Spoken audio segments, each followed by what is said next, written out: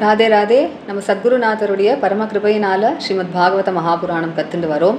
இப்பொழுது 4வது ஸ்கந்தத்தில் 12 அத்தியாயங்கள் கற்றுண்டோம். 8லேருந்து 12 துருவ சரித்திரத்தை அனுபவித்தோம். இதற்கு அடுத்த சரித்திரம் என்னது அப்படின்னா கிருது சரித்திரம். இப்போ இந்த 13வது அத்தியாயத்தில் எப்படி ஆரம்பிக்கிறது அப்படின்னா, விதுரர் துருவனுடைய அந்த வைகுண்ட அதிரோகணம், அதாவது அவன் வைகுண்டத்துக்கு கிளம்பி போன அந்த கதையை கேட்டதும் மெய் சிலிர்த்து போனாராம் விதுரர். அந்த ஒரு பகவத் பக்தி ஏற்பட்டதுனால அவர் இப்போது மைத்ரேய மகரிஷியை பார்த்து பேசுகிறார். ஹே ரிஷே, நீங்கள் என்ன சொன்னேள் அந்த துருவ சரித்திரத்தோட முடிவில் அப்படின்னா, பிரச்சேதசுகளுடைய சத்திர யாக சபையில் நாரதர் பகவத்குணங்களெல்லாம் பாடும்பொழுது இந்த துருவனுடைய சரித்திரத்தையும் அவனுடைய மகிமைகளையும் எடுத்து சொன்னார் அப்படின்னு சொன்னேன் இல்லையா? அதனால் நான் ஒன்று தெரிஞ்சுக்கணும்னு ஆசைப்படுறேன். இந்த பிரச்சேதசுகள் அப்படிங்கிறவர்கள் யார், யாருடைய குழந்தைகள், யாருடைய வம்சத்தில் வந்தவர்கள், இந்த சத்திர யாகத்தை அவர்கள் எந்த இடத்துல பண்ணினா, இதெல்லாம் நான் தெரிஞ்சுக்கணும்னு ஆசைப்படுறேன். அது மட்டும் இல்லை, நாரதர் அப்படிங்கிறவர் எப்பேற்பட்ட மகரிஷி அப்படின்னா பகவானையே நேருக்கு நேர் சாட்சாத்காரம் பண்ணி அவரை உணர்ந்தவர். அதோட நம்ம எல்லாரும் பகவானை பூஜை பண்ணுறதுக்காக பூஜா விதிகளெல்லாம் பாஞ்சராத்திர ஆகமம் அப்படிங்கிறதாக நம்மளுக்கு கொடுத்தவர். அப்படிப்பட்ட நாரதர் பிரச்சேதசுகளுடைய அந்த ஒரு சத்திர யாகத்தில், அதாவது அவர்கள்லாம் ஸ்ரத்தையா பகவான யாகங்கள் மூலமாக அவர்கள் ஆராதிக்கும் பொழுது அந்த ஒரு சத்திர யாக சபையில் பகவத்குணங்களெல்லாம் பாடினார் அப்படின்னு நீங்கள் சொன்னேன் இல்லையா?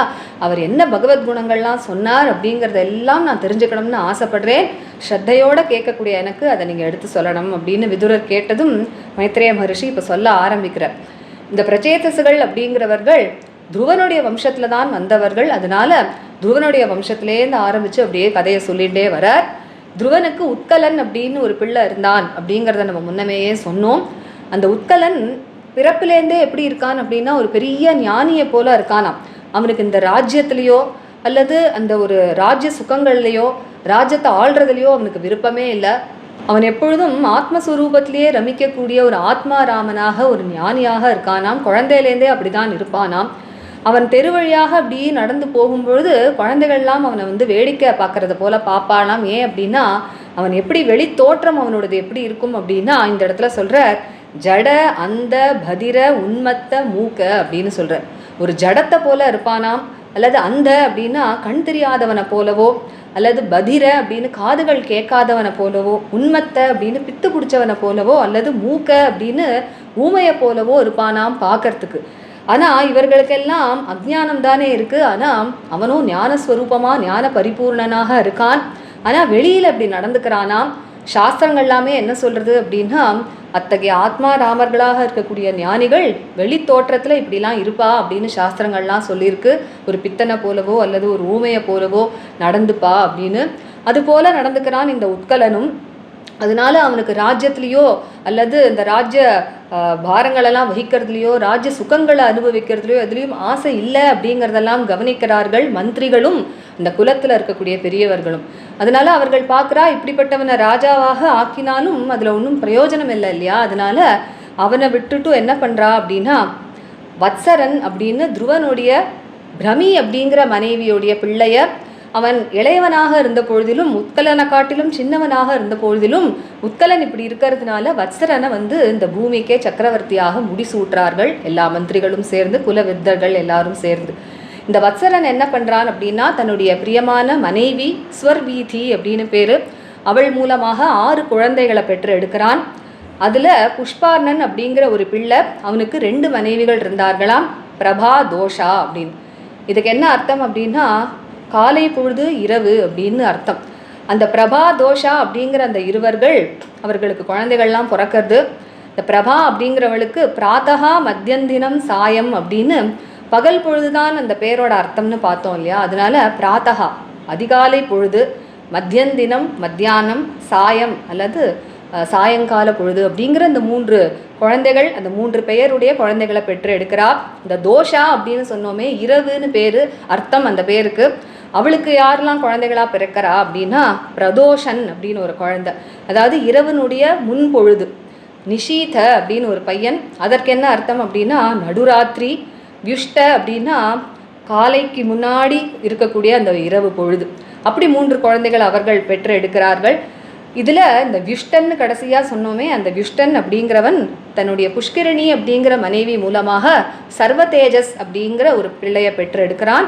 அந்த சர்வதேஜஸ் அப்படிங்கிறவன் தன்னுடைய ஆக்கூதி அப்படிங்கிற மனைவி மூலமாக சக்ஷுஹு அப்படின்னு ஒரு பிள்ளையை பெற்றெடுக்கிறான். இந்த சக்ஷு அப்படிங்கிறவன் தான் பிற்காலத்தில் மனுவாக ஆக போகிறான். 6வது மன்வந்திரத்தினுடைய மனுவாக ஆக போகிறான். அவனுடைய பேர் சக்ஷு அப்படிங்கிறதுனால தான் அந்த மன்வந்திரத்துக்கே சாக்ஷுஷ மன்வந்தரம் அப்படிங்கிறது பேர். அவனுடைய மனைவிக்கு நட்வலா அப்படின்னு பேர். அவள் மூலமாக 12 குழந்தைகளை பெற்றெடுக்கிறான். புரு, குத்ச, திருத, தியும்ன அப்படின்னு சொல்லிகிட்டே போகிறார். அதில் உல்முகன் அப்படிங்கிறவன் புஷ்கரிணி அப்படிங்கிற தன்னுடைய மனைவி மூலமாக 6 குழந்தைகளை பெற்றெடுக்கிறான். அங்கன், சுமனசன், கியாதி அப்படின்னுலாம் சொல்கிறார். அதில் அந்த அங்கன் அப்படிங்கிறவர் தான் அங்க மகாராஜா அப்படிங்கிற பெரிய மகாராஜாவாக ஆகிறார். அவருடைய மனைவிக்கு சுனீதா அப்படின்னு பேர். இந்த அங்க மகாராஜாக்கும் சுனீதிக்கும் வேணன் அப்படிங்கிற ஒரு துஷ்டமான ஒரு குழந்தை பிறக்கிறது. அந்த குழந்தையோடைய துஷ்டத்தனம் தாங்காமல் இந்த அங்க மகாராஜா என்ன பண்ணுறார் அப்படின்னா, நாட்டையும் விட்டுட்டு ராஜ்யத்தையும் விட்டுட்டு ராஜர்ஷியாக ஆகி காட்டுக்கு கிளம்பி போயிடுறார். அத்தகைய ஒரு வெறுப்பை அடைஞ்சுடுறார். அதனால அப்போது அதற்கு மேலே மைத்ரேய மகரிஷி சொல்கிறார், இந்த வேணனுடைய ஒரு துஷ்டத்தனத்தினால மிகவும் கோபம் ஏற்பட்ட ரிஷிகள்லாம் என்ன பண்ணுறான்னா அவனுக்கு சாபம் கொடுத்துட்றா. அந்த ரிஷிகளுடைய வாக்கோ எப்படி இருக்குன்னா, வாக் வஜ்ரம் அப்படிங்கிற இந்திரனுடைய வஜ்ராயுதம் போல தப்பிக்க முடியாததாக இருக்குது. அப்படிப்பட்ட அவர்களுடைய வாக்குனால அவனுக்கு சாபம் கொடுத்துட்றா. அவன் உயிரை இழந்துடுறான். அவன் உயிரை இழந்ததும் அவனோட உயிரற்ற அந்த தேகம் இருக்கு இல்லையா, அதை போட்டு கடையிறார்களாம்.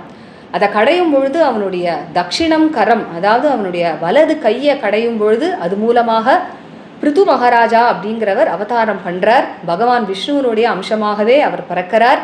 அவர்தான் ஆதி ராஜா அப்படின்னு சொல்லப்படுறார். எதற்காக அவர் இப்பொழுது அவதாரம் பண்ணுறார் அப்படின்னா, இப்படி ரிஷிகள்லாம் சாபம் கொடுத்து வேணன் இறந்து போயிட்டதுனால நாடே இப்போ அராஜகமாக ஆயிடுத்து. எங்கே பார்த்தாலும் திருடர்களும் கொள்ளைக்காரர்களும் அதிகமாக ஆயிட்டா. ஜனங்கள்லாம் ரொம்ப கஷ்டப்படுறா. அதனால ஜனங்களெல்லாம் காப்பாற்றுறதுக்காக பகவானே பிருத்துவாக அவதாரம் பண்ணுறான். இந்த இடத்துல எதனால பிருத்துவ ஆதி ராஜா அப்படின்னு சொல்கிறார் அப்படின்னா, பிருது மகாராஜா தான் முதல்ல இந்த பூமியை நகரம், கிராமம் அப்படிங்கிற விபாகங்கள்லாம் பண்ணினாராம் இந்த பூமியில். அதனால் அதற்கப்புறமா தான் இந்த விபாகங்களை எல்லாரும் தொடர்ந்து காப்பாற்றிகிட்டே வரா. அப்படிங்கிறதுனால அவரை தான் முதல் பூபதி அப்படின்னு அழைக்கப்படுறார். இப்போ விதுரர் சொல்கிறார், அங்க மகாராஜா அத்தகைய நற்குணங்கள் உடையவர் அப்படிங்கிறத நான் கேள்விப்பட்டிருக்கேனே. அப்படிப்பட்டவருக்கு இப்படி துஷ்டமான ஒரு குழந்தை எப்படி பிறந்தான்? அந்த ஒரு துஷ்டத்தனம் தாங்காமல் அவர் காட்டுக்கே கிளம்பி போகும்படி ஆச்சே அப்படின்னு கேட்குறார். பொதுவாக ஒரு ராஜா தான் நாட்டில் எல்லா மக்களையும் தர்மத்தில் நிற்க வைக்கக்கூடியவர். யாராவது தப்பு பண்ணா அப்படின்னா அவர்களை தண்டிக்கக்கூடியவர். லோகபாலர்கள்னு சொல்லக்கூடிய இந்திரன் போன்ற தேவர்களுடைய அம்சமாக இருக்கக்கூடியவர். அதனால பொதுவாக யாரும் ராஜாவை அவகேளனமும் பண்ணக்கூடாது, அவமரியாதை பண்ணவே கூடாது. அவர் தப்பே பண்ணியிருந்தா கூட அவரை யாரும் தண்டிக்கக்கூடாது. இது போன்ற தர்மங்கள்லாம் நன்னா தெரிஞ்சவர்கள் தானே அந்த ரிஷிகள். அப்படி இருக்கும் பொழுது வேணன் என்ன அபச்சாரம் பண்ணான் அப்படிங்கிறதுனால அவனுக்கு சாபம் கொடுத்தார்கள் அந்த ரிஷிகள். அவன் உயிரையே இழக்கும்படி ஆச்சே அப்படின்னு கேட்குறார். இதெல்லாம் நான் தெரிஞ்சுக்கணும்னு ஆசைப்படுறேன். நீங்களும் எல்லாம் தெரிஞ்ச ஞானி. அதனால் ஸ்ரத்தையோடு கேட்கக்கூடிய எனக்கு, உங்களுடைய பக்தனான எனக்கு இதெல்லாம் நீங்கள் தான் எனக்கு எடுத்து சொல்லணும் அப்படின்னு சொல்கிறார். இதோட இந்த 24வது ஸ்லோகத்தோடு நம்ம இந்த செஷனில் நிறுத்திண்டு இதற்கு மேலே மைத்ரேய மகரிஷி இந்த கதையை எப்படி எடுத்து சொல்கிறார் அப்படிங்கிறத அடுத்த செஷனில் நம்ம பார்ப்போம். ராதே ராதே. கோபிகா ஜீவனஸ்மரணம் கோவிந்தா கோவிந்தா. சத்குருநாத மகாராஜ் கி ஜெய். கலயே சுந்தராகாரம் சதைக பிரியதர்சனம் அஜ்ஞானநாசகம் தேவம் சத்குரும் முரளீதரம் முரளீமண்டிதகரகமலம் முனிஜனமோகனம் व्यत्यस्तपादं वनमालाधारिणं प्रेमभक्तमण्डलनित्यकीर्तितं श्रीप्रेमिकवरदम् आश्रयेऽहम् जन्माद्यस्य यतोऽन्वयादितरतश्चार्थेष्वभिज्ञस्वराट् तेने ब्रह्महृदायादिकवये मुह्यन्ति यत्सूरयः तेजो वारिमृदां यथा विनिमयो यत्र त्रिसर्गो मृषा धाम्ना स्वेन सदा निरस्तकुहकं सत्यं परं धीमहि धर्मः प्रोज्झितकैतवोऽत्र परमो निर्मत्सराणां सतां वेद्यं वास्तवमत्र वस्तु शिवदं तापत्रयोन्मूलनं श्रीमद्भागवते महामुनिकृते किं वा परैरीश्वरः सद्यो हृद्यवरुध्यतेऽत्र कृतिभिः शुश्रूषुभिस्तत्क्षणात् निगमकल्पतरोर्गलितं फलं शुकमुखादमृतद्रवसंयुतं पिबत भागवतं रसमालयं मुहुरहो रसिका भुवि भावुकाः यं प्रव्रजन्तमनुपेतमपेतकृत्यं द्वैपायनो विरहकातराजुहाव पुत्रेति तन्मयतया तरवोऽभिनेदुः तं सर्वभूतहृदयं मुनिमानतोऽस्मि यस्वानुभावमखिलश्रुतिसारमेकम् अध्यात्मदीपम् अतितितीर्षतां तमोऽन्धं संसारिणां करुणयाः पुराणगुह्यं तं व्याससूनुमुपयामि गुरुं मुनीनां नारायणं नमस्कृत्य नरं चैव नरोत्तमं देवीं सरस्वतीं व्यासं ततो जयमुदीरयेत् कृष्णाय वासुदेवाय देवकीनन्दनाय च नन्दगोपकुमाराय गोविन्दाय नमो नमः कृष्णाय वासुदेवाय हरये परमात्मने प्रणतक्लेशनाशाय गोविन्दाय नमो नमः नाम संकीर्तनं यस्य सर्वपापप्रणाशनं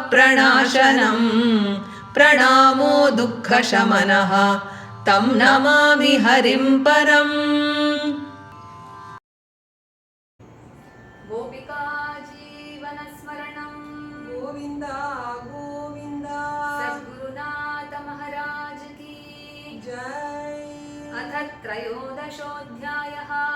सूत उवाच निशम्य कौशारविणा उपवर्णितम्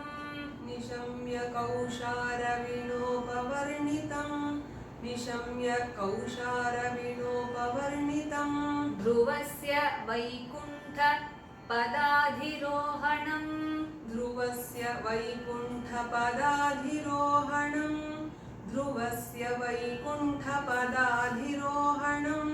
प्ररूढभावो भगवती अधोक्षजे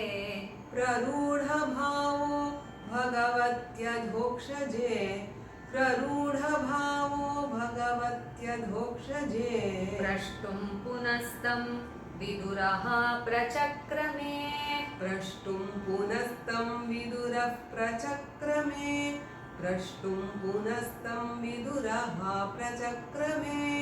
विदुर उवाच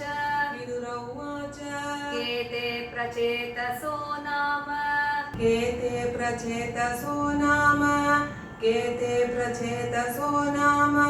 कस्य अपत्यानि सुव्रत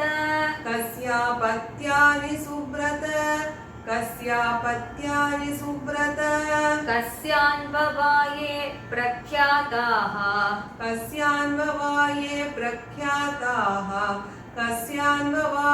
प्रख्याताः कुत्र वा सत्रम् आसत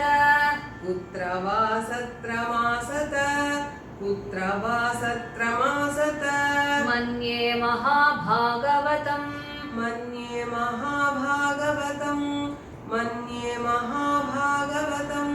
नारदं देवदर्शनम्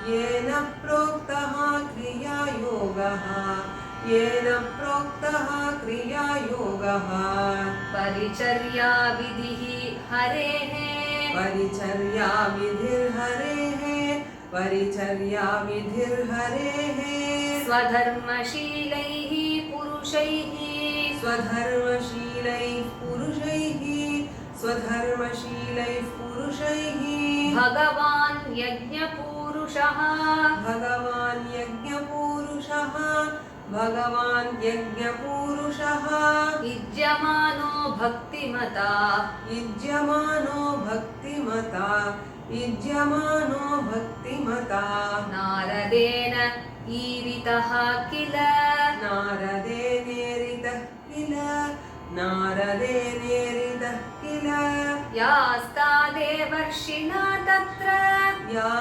यास्तादेवर्षिणा तत्र यास्तादेवर्षिणा तत्र वर्णिता भगवत्कथाः वर्णिता भगवत्कथाः वर्णिता भगवत्कथाः मह्यं शुश्रूषवे ब्रह्मन् मह्यं शुश्रूषवे ब्रह्मन् मह्यं शुश्रूषवे ब्रह्मन् कार्स्न्येन आचष्टुम् अर्हसि कार्स्न्येनाचष्टुम् अर्हसि कार्स्न्येनाचष्टुमर्हसि मैत्रेय उवाच मैत्रेय उवाच ध्रुवस्य च उत्कलः पुत्रः ध्रुवस्य चोत्कलः पुत्रः ध्रुवस्य चोत्कलः पुत्रः पितरिप्रस्थिते वनम् पितरिप्रस्थिते वनं पितरिप्रस्थिते वनं सार्वभौमश्रियं नैच्छत् सार्वभौमश्रियं नैच्छत् सार्वभौमश्रियं नैच्छत् अधिराजासनं पितुः अधिराजासनं पितुः अधिराजासनं पितुः स जन्मना उपशान्तात्मा स जन्मनोपशान्तात्मा स जन्मनोपशान्तात्मा निस्सङ्गः समदर्शनः निस्सङ्गः समदर्शनः निस्सङ्गः समदर्शनः ददर्श लोके विततम् ददर्श लोके विततम् ददर्श लोके विततम् आत्मानं लोकम् आत्मनि आत्मानं लोकमात्मनि आत्मानं लोकमात्मनि आत्मानं ब्रह्मनिर्वाणम् आत्मानं ब्रह्मनिर्वाणम् आत्मानं ब्रह्मनिर्वाणम् प्रत्यस्तमितविग्रहम् प्रत्यस्तमितविग्रहम् प्रत्यस्तमितविग्रहम् अवबोध रसैकात्म्यम् अवबोधरसैकात्म्यम् अवबोधरसैकात्म्यम् आनन्दम् अनुसन्ततम् आनन्दम् अनुसन्ततम् आनन्दम् अनुसन्ततम् अव्यवच्छिन्न योगाग्नि अव्यवच्छिन्नयोगाग्नि अव्यवच्छिन्नयोगाग्नि दग्ध कर्म मलाशयः दग्धकर्ममलाशयः दग्धकर्ममलाशयः स्वरूपम् अवरुन्धानो स्वरूपम् अवरुन्धानो स्वरूपम् अवरुन्धानो नात्मनोऽन्यं तदैक्षत नात्मनोऽन्यं तदैक्षत नात्मनोऽन्यं तदैक्षत जडान्ध बधिरोन्मत्त जडान्धबधिरोन्मत्त जडान्धबधिरोन्मत्त जड अन्ध बधिर उन्मत्त मूक आकृतिः अतन्मतिः मूकाकृतिरतन्मतिः मूकाकृतिरतन्मतिः लक्षितः पथि बालानां लक्षितः पथि बालानां लक्षितः पथि बालानां प्रशान्तार्चिः इवानलः प्रशान्तार्चिरिवानलः प्रशान्तार्चिरिवानलः मत्वा तं जडम् उन्मत्तं मत्वा तं जडमुन्मत्तं मत्वा तं जडमुन्मत्तम् कुलवृद्धाः समन्त्रिणः कुलवृद्धाः समन्त्रिणः कुलवृद्धाः समन्त्रिणः वत्सरं भूपतिं चक्रुः वत्सरं भूपतिं चक्रुः वत्सरं भूपतिं चक्रुः यवीयां सम्भ्रमे सुतं यवीयां सम्भ्रमे सुतं यवीयां सम्भ्रमे सुतं स्वर्वीथिः वत्सरस्य इष्टा स्वर्वीथिर्वत्सरस्येष्टा स्वर्वीथिर्वत्सरस्येष्टा भार्या असूत षड् आत्मजान् भार्यासूत षडात्मजान् भार्यासूत षडात्मजान् पुष्पार्णं तिग्मकेतुं च पुष्पार्णं तिग्मकेतुं च पुष्पार्णं तिग्मकेतुं च ईशम् ऊर्जं वसुञ्जयम् ईशमूर्जं वसुञ्जयम् ईशम् ऊर्जं वसुञ्जयम् पुष्पार्णस्य प्रभाभार्या पुष्पार्णस्य प्रभाभार्या पुष्पार्णस्य प्रभाभार्या दोषा च द्वे बभूवतुः दोषा च द्वे बभूवतुः दोषा च द्वे बभूवतुः प्रातः मध्यन्दिनं सायं प्रातर्मध्यन्दिनं सायं प्रातर्मध्यन्दिनं सायम् इति ह्यासन् प्रभासुताः इति ह्यासन् प्रभासुताः इति ह्यासन् प्रभासुताः प्रदोषो निशिथो व्युष्ट प्रदोषो निशिथो व्युष्ट प्रदोषो निशिथो व्युष्ट इति दोषासुताः त्रयः इति दोषासुतास्त्रयः इति दोषासुतास्त्रयः व्युष्टः सुतं पुष्करिण्यां व्युष्टः सुतं पुष्करिण्यां व्युष्टः सुतं पुष्करिण्यां सर्वतेजसम् आदधे सर्वतेजसम् आदधे सर्वतेजसमादधे स चक्षुः सुतम् आकूत्यां स चक्षुः सुतमाकूत्यां स चक्षुः सुतमाकूत्यां पत्न्यां मनुम् अवापः पत्न्यां मनुमवापः पत्न्यां मनुमवापः मनोः असूतमहिषी मनोरसूतमहिषी मनोरसूतमहिषी विरजान् नड्वलासुतान् विरजान्नड्वलासुतान् विरजान्नड्वलासुतान् पुरुं कुत्सं धृतं द्युम्नं पुरुं कुत्सं धृतं द्युम्नं पुरुं कुत्सं धृतं दुम्नं सत्यवन्तं ऋतं व्रतं सत्यवन्तं ऋतं व्रतं सत्यवन्तं ऋतं व्रतम् अग्निष्टोमम् अतिरात्रम् अग्निष्टोमम् अतिरात्रम् अग्निष्टोममतिरात्रम् प्रद्युम्नं शिबिम् उल्मुकम् प्रद्युम्नं शिबिम् उल्मुकम् प्रद्युम्नं शिबिम् उल्मुकम् उल्मुको अजनयत् पुत्रान् उल्मुको जनयत् पुत्रान् उल्मुको जनयत् पुत्रान् पुष्करिण्यां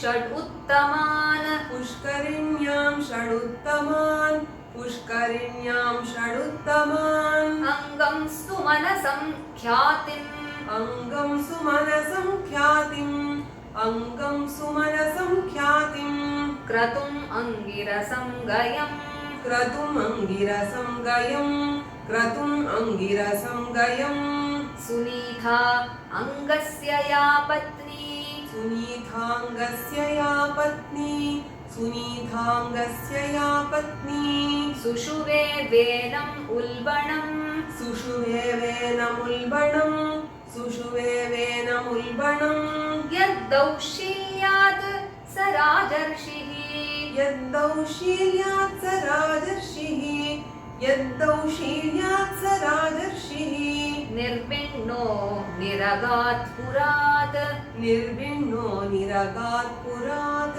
निर्विण्णो निरगात् पुरात् यम् अङ्गशेपुः कुपिताः यमङ्गशेपुः कुपिताः यमङ्गशेपुः कुपिताः वाग्वज्रामुनयः किल वाग्वज्रामुनयः किल वाग्वज्रामुनयः किल गतासोः तस्य भूयस्ते गतासोस्तस्य भूयस्ते गतासोस्तस्य भूयस्ते ममन्तुः दक्षिणं करम् ममन्थुर्दक्षिणं करम् ममन्थुर्दक्षिणं करम् अराजके तदा लोके अराजके तदा लोके अराजके तदा लोके दस्युभिः पीडिताः प्रजाः दस्युभिः पीडिताः प्रजाः दस्युभिः पीडिताः प्रजाः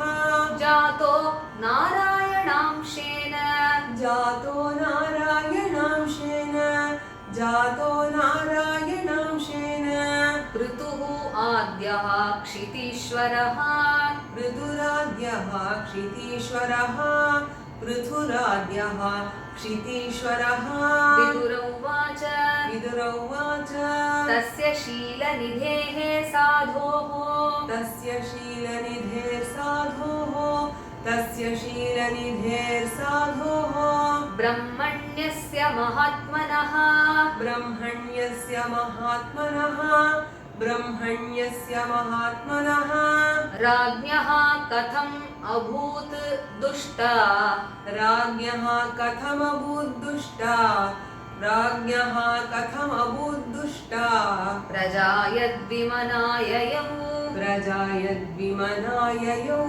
प्रजा यद्विमनाययौ किं वाम्भो वेन उद्दिश्य किं वां होवेन उद्दिश्य किं वां होवेन उद्दिश्य ब्रह्मदण्डम् अयूयुजन् ब्रह्मदण्डम् अयूयुजन् ब्रह्मदण्डम् अयूयुजन् दण्डव्रतधरे राज्ञी दण्डव्रतधरे राज्ञी दण्डव्रतधरे राज्ञी मुनयो धर्मकोविदाः मुनयो धर्मकोविदाः मुनयो धर्मकोविदाः नावध्येयः प्रजापालः नावध्येयः प्रजापालः नावध्येयः प्रजापालः प्रजाभिः अघवानपि प्रजाभिरघवानपि प्रजाभिरघवानपि यदसौ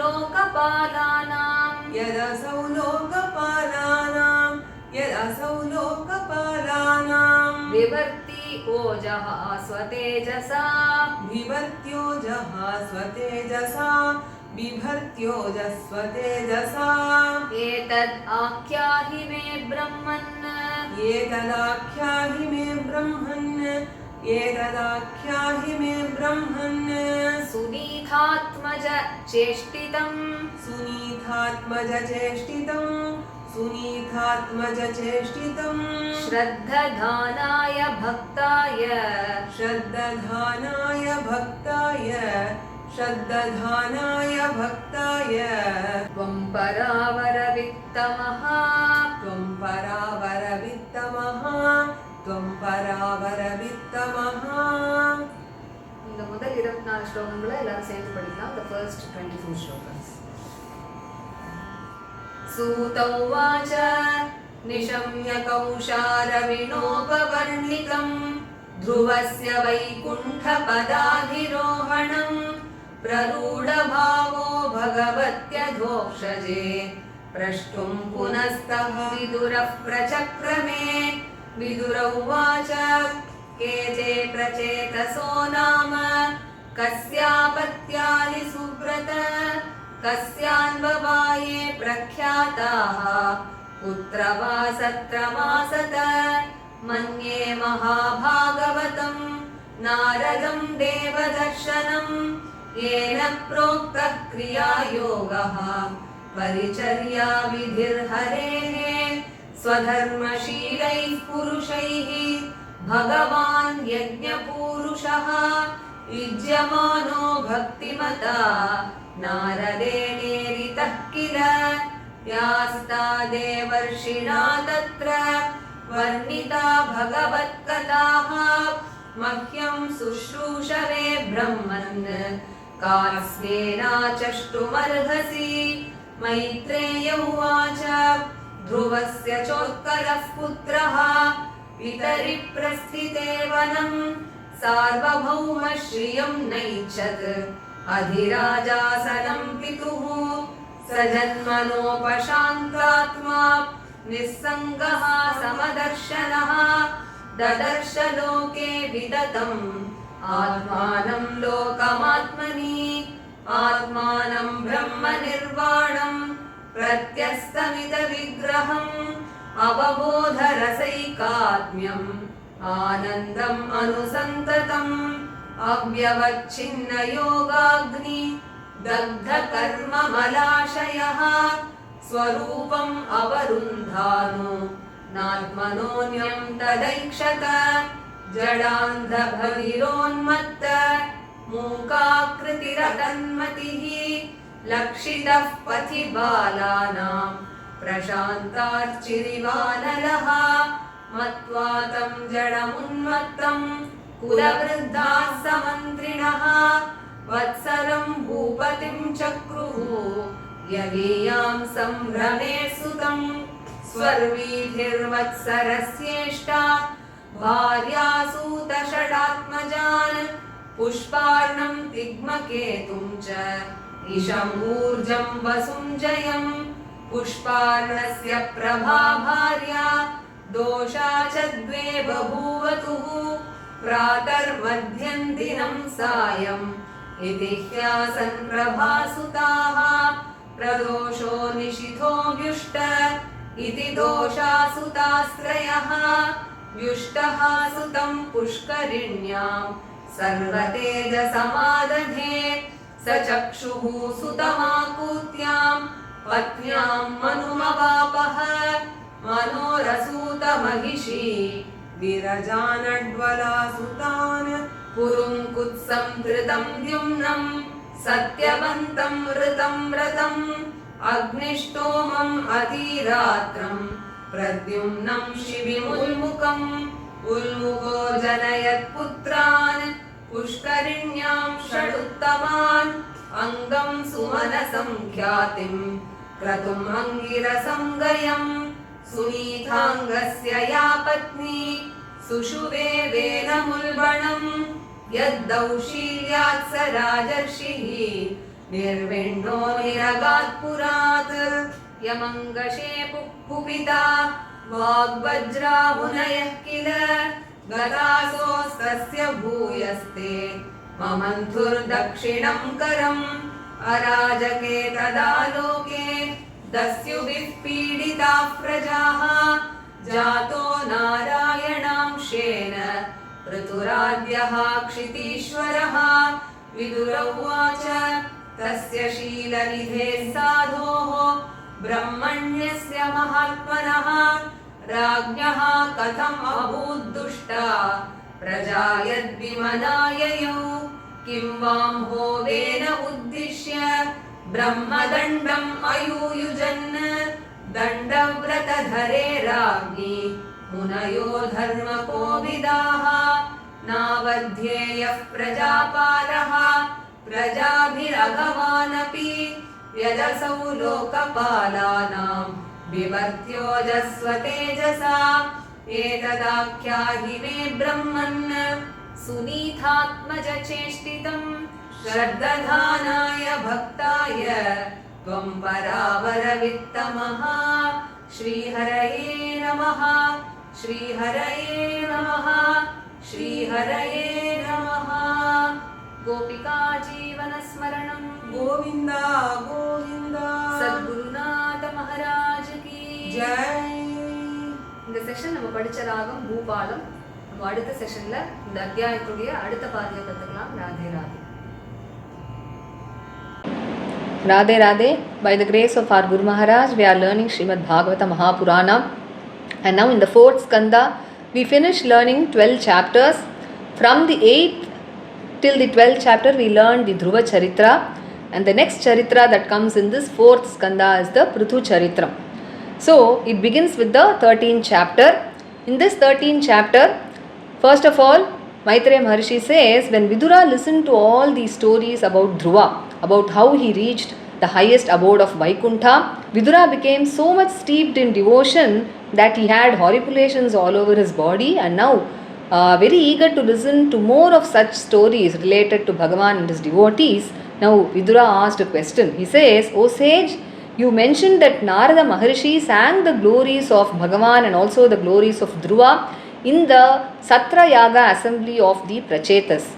So please tell me, I want to know more about this. So please tell me who these Prachetas are, whose children were they, and in whose lineage they have come, and which was the place where they conducted this Satra Yaga. So we also know that Narada Maharshi is such a great person who has realized Bhagavan directly in person, and he is the one who has given us the modes of worship for Bhagavan in the form of the Pancharatra Agama. And when I came to know that he has sung all the glories of Bhagavan in the Satra Yaga of Prachetas, where the Prachetas were duly worshipping the Lord through the Yagas, so I wish to know more about all the glories of Bhagavan that Narada Maharshi sang in that assembly of the Satra Yaga. So please narrate to me all that. And so now Maitreya Maharshi begins to answer. Because the Prachetas have come in the lineage of Dhruva, he begins to describe the lineage of Dhruva. He says, Dhruva's son, Utkala by name, which we have already mentioned, was the person to which Dhruva had handed over the kingdom before he went over to the Badarikashrama forest. But Utkala was not at all interested in the royal throne or the pleasures of the kingdom. Because he says, Janmana Upashantatma. Even from his childhood, even as a child, he was a very calm person. He had an equipoised mind, and he was always aloof, and he was always established in the blissful self, the Atman. And through incessant practice of yoga, he had burnt all his karma vasanas, and he realized his own self and visualized the self everywhere else in this world. And so when he walked on the roads, he was noticed by all the children in a very queer manner, because all the children and ignorant people, they looked at him as an inert person, Jada, or as a blind person, Andha, or Badhira, a deaf person, Unmata, a madman, or Muka, a dumb one, because he externally appeared like all these people. But though all these are steeped in ignorance, Utkala was full of knowledge, he was Jnana Paripurna, but still his external appearance was like this. And even the Shastras, they tell us that a Jnani behaves externally in this way, like a Jada or a Unmatta or a Muka and so on. But since he was like that, he was not at all interested in the royal throne or the kingly pleasures. And all the ministers and all the elders of the family, they observed that Utkala was like this, and they thought there is no use in handing over the kingdom to Utkala, because he was also not interested and he was also not capable of taking care of the kingdom. And so what they did was, Dhruva had another wife called Brahmi, who had a son called Vatsara, who was younger to Utkala, but they made Vatsara the king of the entire globe now, though he was younger in age. And Vatsara's beloved wife Swarviti, she begot 6 sons. Among them, the eldest one, Pushparna, he had 2 wives, Prabha and Dosha. The meaning of Prabha and Dosha is day and night. And Prabha, as the name goes, she gave birth to 3 children, Prataha, Madhyandinam and Sayam, which is early morning, afternoon and evening. And Dosha, the meaning of this word is night, and she gave birth to 3 children, Pradosha, Nishitha and Vyushta. That is early night, midnight and the end of night. And among them, the last one, Vyushta, he begot a son called Sarvatejas through his wife Pushkarini. And Sarvatejas begot a son called Chakshu through his wife Akuti. And this Chakshu, he later becomes the Manu in the 6th Manvantara. And that Manvantara comes to be named as Chakshusha Manvantara after his name Chakshu. And his wife Nadvala, she bore 12 sons, Puru, Kutsa, Trita, Dyumna and so on. And among them, Ulmuka, he begot 6 sons named Anga, Sumanasa, Khyati and so on from his wife Pushkarini. And among them, the first one, Anga, he became a great king, Anga Maharaja. He had a wife called Sunitha, And Anga and Sunita, they begot a son called Vena, who was extremely wicked. And fed up with the wickedness of Vena, the Maharaja Anga, he had to quit his kingdom, his house, his wife and everything. And he was fed up so much that he went to the forest. He became a Rajarshi and went to the forest. And angered by Vena's wickedness, all the sages cursed him with their words, which was like Vajrayuda, he says, like Indra's thunderbolt, which is very, very hard to escape. And with his lifeless body, after he died because of their curse, with his lifeless body, they started churning his body. When they churned his right arm, from his right arm emerged the supreme king Prithu, who is the manifestation of Lord Vishnu, and he is called as the Adi Raja. And he has appeared in order to protect the people who are being tormented by robbers and thieves in the absence of the king Vena, because the sages had cursed Vena to death. And here Prithu is called as the first king or Adi Raja because it was Prithu who was the first one to create divisions in the earth, like villages, cities and so on. And it is only after him that we are still now following all that, and so he is called as the Adi Raja. So now Vidura asked sage Maitreya, "O sage, Anga was such a wonderful king with such noble qualities. I have heard about him. How did he get such a wicked progeny that he had to even retire to the forest because of his wickedness?"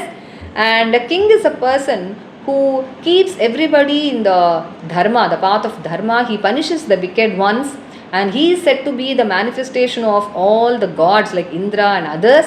And the sages know this dharma, and that is why they also know that the king must never be disrespected by anybody, nor must he be punished even if he has done any mistake.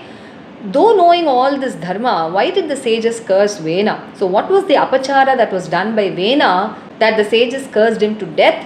So I wish to know all this, he said. So you are the all-knowing one and I am your dedicated devotee, and so I wish to know all this in great detail, so please tell me all this. So with this 24th shloka, we have stopped for this session. So we shall learn the other half of this chapter in the next session. Radhe Radhe.